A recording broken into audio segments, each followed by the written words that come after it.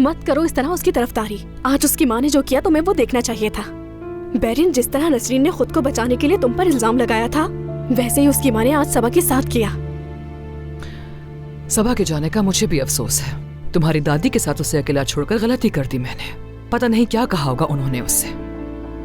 अम्मी, दादी की जगह अगर कोई और होता तो वो भी यही करता। उन्होंने सिर्फ सच जानने के लिए ही सबा से बात की थी।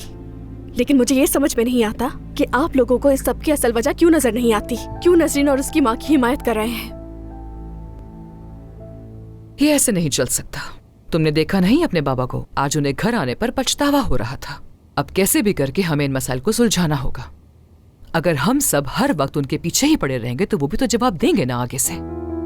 ठीक है, हर एक को अपनी दिफा का हक है, लेकिन किसी पर इल्जाम नहीं लगाना चाहिए।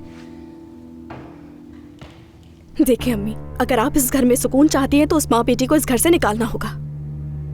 तूबा, तुम बात को क्यों नहीं समझ रही हो? तुम्हारे बाबा की इज्जत और वकार का मामला है ये। अगर हम उनकी बात के खिलाफ जाएंगे तो वो उसका गुस्सा हम सब पे ही निकालेंगे ना। यानी अगर वो हिकमत से किए हुए वादे को पूरा ना कर सके तो वो हरगिज खुद को माफ नहीं कर पाएंगे। अम्मी, अगर आप उन लोगों को यहाँ से नहीं निकालेंगी तो वक्त आने पर आपको पछताना पड़ेगा। मेरी बात याद रखिएगा।